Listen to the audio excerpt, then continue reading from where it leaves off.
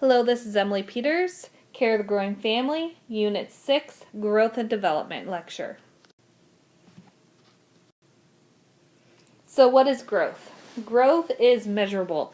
Growth is quantitative, so thinking in terms of numbers. Development, think qualitative, think quantity, or quality. So words, increasing capacities, adaptation, gradual change and expansion, advancing from lower to advanced stages of complexity. Maturation, an increase in competence and adaptability. Aging, functioning at like that higher level. Learning, being able to, that cognitive so you're learning like little tiny easy things and going more complex. All processes are interrelated and simultaneous and ongoing, none occur apart from others. Example, the children's body becomes larger and more complex. Personality simultaneously expands in scope and complexity. So for instance, when we think of a child, they first learn a word, and then they first learn how to walk, and then they start learning multiple words and doing 2-word sentences, and then they are able to start picking up things, like instead of big things, little things, and so forth. Growth occurs in patterns and directions. So physical development and maturation of neuromuscular function. First it starts directional, cephalocaudal, head to toe, proximal distal, then limb to bud to fingers and toes. So head to toe, then from internal to external. Increasing in differentiation, simple to more complex activities. Gross movement before fine muscle control. Sequential, so predictable. Example, you're going to learn to crawl first, then stand before you learn to walk. You're going to learn to babble, and then you're going to learn to form words. So what other factors influence the pattern of growth and development? Developmental pace. Those periods of accelerated growth and periods of decelerated growth. Sometimes increases very rapidly, and sometimes these changes slows greatly. And then we have sensitive and critical periods. Trust in the first year. More sensitive to, or so in a plus or minus influences. So positive versus negative influences. That first year with primary socialization and establishing that basic trust. Therefore, you become healthy personality if you have a warm, consistent relationship. If you don't have that warm, consistent relationship, that child is going to not be able to establish that trust. And then everybody has individual differences or that uniqueness. Some children may walk by 9 months, whereas most are closer to a year. Others may not, like I said, a year, 14 months. Each child develops at a different pace. However, we have these numbers or these time frames just to give us a baseline. That way, when we have that baseline and we can watch these trends, this will help us determine if a child is having issues. So some other things we do to assess the growth and development is we have this Denver developmental tool known as the Denver 2. This tool assesses development, physical, cognitive, and psychosocial. Looks at areas of advancement and or what areas of delay. So for instance, they look at a kid's ability to stack blocks. The ability to put blocks into small shapes and into like little holes of the similar shapes. We also will look at that physical growth, comparing with those standards. So that's why we have those growth charts. We have height. Do they grow in a steady curve, or is it a sporadic all over the place? By the age of 2, each child should develop or double in height, and they should be approximately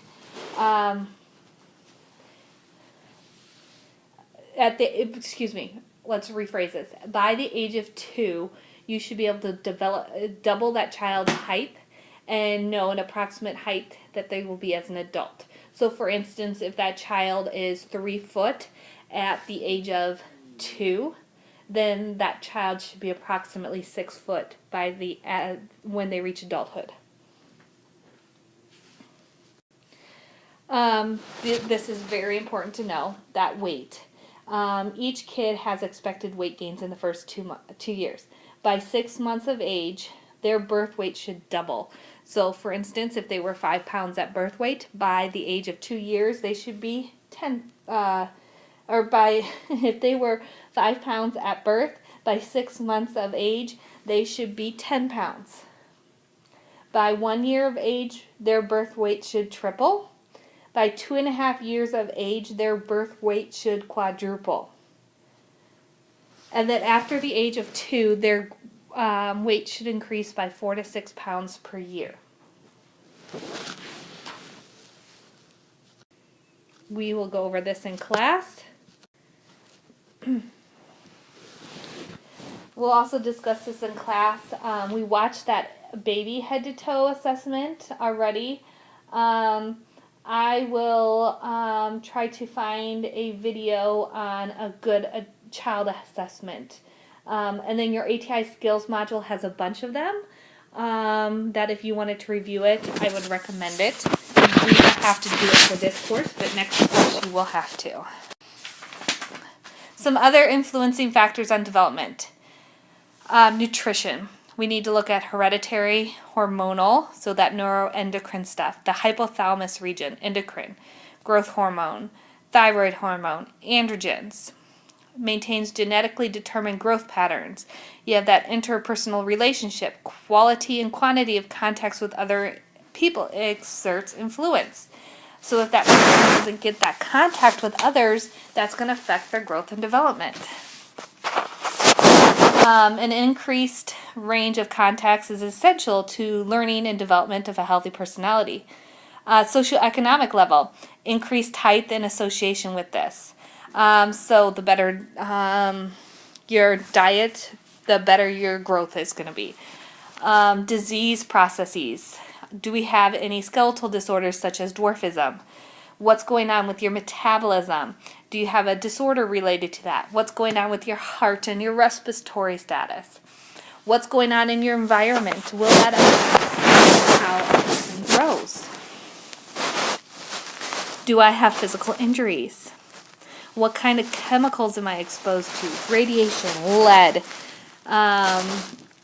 asbestos, tobacco, in our area, meth production, other chemicals that are being used in the home like bleaches and disinfectants. And then we look at those family dynamics, those physical, who lives with you, who's involved, that structure, the social, cultural, religious, and economic characteristics that we discussed in that last PowerPoint. The size of that family. Is it a small family? Then you have an increased emphasis on individual development. If you have a large family, you have to adjust to all sorts of varieties of changes in crises. That also affects your economic life. Is it cooperative? The more people that's in a family, the more a person has to cooperate versus a smaller size family. When there's lots more kids, the kids tend to help each other and don't use the parents as much. That emotion, culture, is there a religious preference? Stress. Stress affects a lot of things, and everybody deals with stress differently. Some kids are more vulnerable to these stressors, and their responses can be behavioral, psychological, physiological. So to prevent this, we need to listen to our kids, and we need to support them and help them develop those interpersonal relationships. Mass media.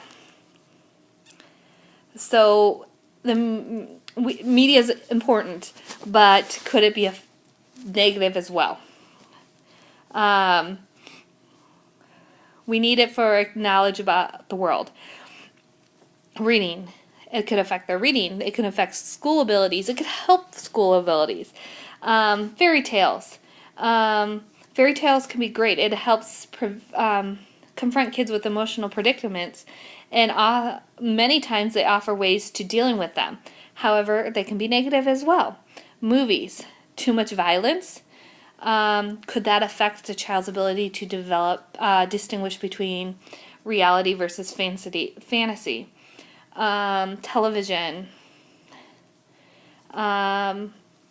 As we know, we see all sorts of things. Could it help with socialization? Could it give negative thoughts? Could it give positive thoughts? Leveling of classes, rich versus poor. Everybody watches Idol, but I guess American Idol really isn't as important anymore. So let's think of, or not as popular anymore, but like The Voice or The Bachelor, which most children shouldn't be watching that, but you get what I'm saying. So it exposes us to a wide variety of topics. But could it affect their development and behavior? Yes. They say kids under the age of 2 shouldn't have TV. Then at 2 or older, only a couple hours a day. Does the more TV a kid watch increase their weight? Body fat. It's possible. There's evidence to prove it does. But could it be positive? Does it help with dealing with a variety of social issues such as divorce? Mr. Rogers, which isn't on anymore, used to have a lot of good ways of dealing with things. Sesame Street. These shows are affectionate, considerate, cooperative, and helpful versus shows like SpongeBob. Okay? Music. What is our music and our lyrics saying? Could that be affecting how a kiddo is influenced? Computer games, violent games versus interactive learning games and developmental games. But our social media opens our kids up to a wide variety of dangers such as cyber sex to predators, things like that. So, play. What are the functions of play? Why is it important? Play is therapeutic at any age and provides a means for release of tension and stress. Play helps with sensory-motor development. In infancy, it helps children explore the physical world. Intellectual development, they learn colors, shapes, books, puzzles, games, movies. I mean, they're all help develop all sorts of different motor skills. Socialization, when you're playing games and you're being interactive with other kiddos, you're learning to give and take and share. You're learning the roles of a boy versus a girl, right from wrong, becoming very creative, becoming self-aware, and kids start exploring their bodies. What can my body do or not do? And helps them regulate their behaviors. It's a great therapeutic way for relieving stress. Moral values. Interaction with peers contributes significantly to developing of those social norms and mores. So a kiddo that doesn't get to interact with other peers, they're going to have struggle with the social skills. We have different types of play: onlooker, solitary, parallel, associative, and cooperative. We're going to talk about these in class. So I'm not going to define these. Here's some pictures of parallel play, associative play, cooperative play. How do you select an appropriate toy for a child? You need to select it depending on age. There's all sorts of alerts and safety, so we need to, as parents and caregivers and nurses, be aware of all those recalls. Toys should challenge the child. So if it's not challenging, maybe it's not appropriate for that child. So let's do a group activity here in class about different toys or ways of picking things. So that head to tail directional growth is referred to as cephalocaudal. Okay, Communication with the child. I'm going to try to find a good video. I lost mine with the transfer over to Angel, from Angel to Talon. But communication is very important with healthcare. So for instance, this picture shows a stick in the arm. So when we tell a kiddo we're going to start an IV, they're just going to get a stick or a poke in the arm. They may actually think literally that I'm sticking something in their arm. So we got to think about that. X-ray, how do we word that differently? I'm going to take your blood. So the child may actually think you're going to take all of their blood. So you may just say, I'm going to take 1 drop of blood. I'm going to take your blood pressure. They're not going to understand that. So we're going to do your blood pressure, but I'm going to put this thing around your arm and it's going to give you a hug or a tight squeeze. Remember never to tell a child it won't hurt, because it might. So you have to word it so that it doesn't scare them, but also so that you're not lying to them.